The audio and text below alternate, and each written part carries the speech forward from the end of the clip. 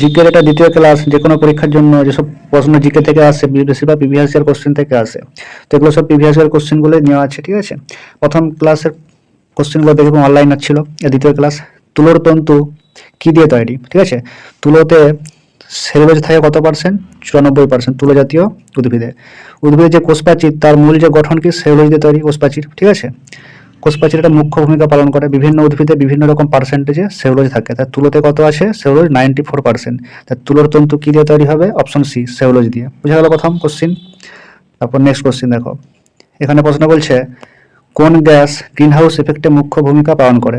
সবাই জানো কি হবে অপশনগুলোর মধ্যে, অনেক আছে নাম, তবে অপশনের মধ্যে যেটা থাকবে সেটা কার্বন ডাইঅক্সাইড, ঠিক আছে। কি হবে অ্যান্সার? Carbon dioxide. বুঝা গেল। এবার এছাড়া তোমাকে আরো কিছু মনে রাখতে হবে, পরীক্ষা অন্যান্য অপশনও থাকতে পারে কার্বন ডাইঅক্সাইডের জায়গায়। তাহলে কি কি হবে? Carbon dioxide, methane, ozone gas, CFC, chlorofluorocarbon, ঠিক আছে। এগুলো সব কি গ্রিনহাউস গ্যাসের মধ্যেই পড়তেছে, ঠিক আছে। এরা কি করে? সূর্যের ইনফ্রারেড রশ্মিকে গ্রহণ করে নেয় এবং পৃথিবীর তাপমাত্রা বৃদ্ধিতে সাহায্য করে, ঠিক আছে।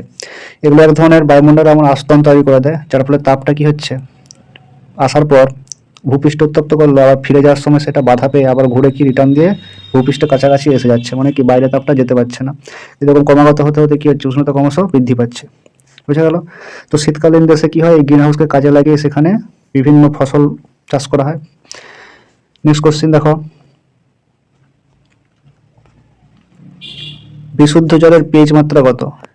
বিশুদ্ধ জলের পিএইচ মাত্রা যেটা, সেটা হচ্ছে কি স্কেল কত? 0 থেকে 14।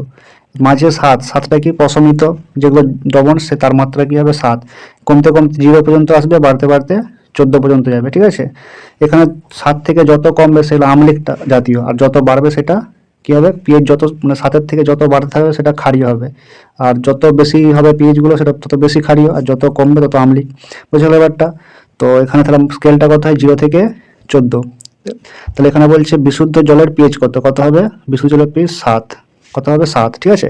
আর বাকি পয়েন্টগুলো তোমরা এখান থেকে দেখে খাতায় তুলে নেবে, বাকিগুলো থেকেও কোশ্চেন আসতে পারে, ঠিক আছে। প্রিভিয়াস এর কোশ্চেন কিরকম পড়ে, যে কোশ্চেনটা পড়লো সেই কোশ্চেনটা না দিয়ে সেইটা থেকে আর কি কি কোশ্চেন হতে পারে সেগুলো থেকে পরীক্ষায় আসে। তোমরা যারা পরীক্ষা দিচ্ছ বা কম্পিটিটিভ পরীক্ষা দাও, প্রিপারেশন নিচ্ছ, তোমরা জানো এই ধরনের কোশ্চেন আসে, ঠিক আছে। নেক্সট কোশ্চেন দেখো। আচ্ছা, এখানে আরো কিছু আছে, এখানে কিছু ইম্পর্টেন্ট জিনিসের পিএইচ যেগুলো পরীক্ষায় পড়ে, যেমন রক্তে এটা প্রায় পরীক্ষায় পড়ে 7.35 থেকে 7.45, ঠিক আছে। ইউরিনে পড়ে 5 থেকে 8, ঠিক আছে। অ্যাসিড বৃষ্টি কত পড়ে? 5.5। এগুলো মনে রাখতে হবে। সফট ড্রিঙ্কে 2 থেকে 4, ব্যাটারির অ্যাসিডে 0.5। এই লিস্টটা আগের, এটা ভেরি ভেরি ইম্পর্টেন্ট।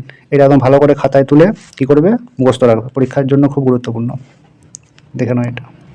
নেক্সট, নিচের কোনটি ডিএনএতে নেই, ঠিক আছে। তা ডিএনএ আরএনএ শুধু একটাই পার্থক্য থাকে। কি পার্থক্য? যে আরএনএতে থাইমিনের বদলে ইউরাসিল থাকে, ঠিক আছে। ডিএনএ বেশ দুই রকম, পিউরিন জাতীয় আর পিরিমিডিন জাতীয়। পিউরিন জাতীয় কি আছে? অ্যাডেনিন আর গুয়ানিন, আর পিরিমিডিনে কি আছে? Cytosine, thymine. ডিএনএ থাইমিন থাকে আর আরএনএতে থাইমিনটা থাকে না, তার বদলে কি থাকে? তার বদলে ইউরাসিল থাকে, ঠিক আছে। বুঝা গেল ব্যাপারটা? ইউরাসিল, এটা পরীক্ষায় মাঝে মধ্যে দিয়ে দেয়। তার অ্যান্সার কি হবে? ইউরাসিল, বি এর অপশনটা। ডিএনএতে নেই, কি আছে? আরএনএতে আছে।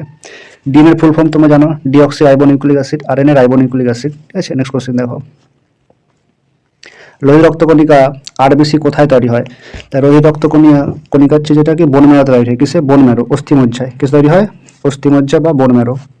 এবার এখানে আরো কিছু পয়েন্ট জানতে হবে লোহিত রক্তকণিকা সম্পর্কে। পয়েন্টগুলো দেখো, আয়ুষ্কাল কত, মানে গড় আয়ু 120 দিন, ঠিক আছে। গড় আয়ু 120 দিন। আর মানুষের মধ্যে মেল বডিতে কত থাকে প্রতি ঘন সিসি রক্তে?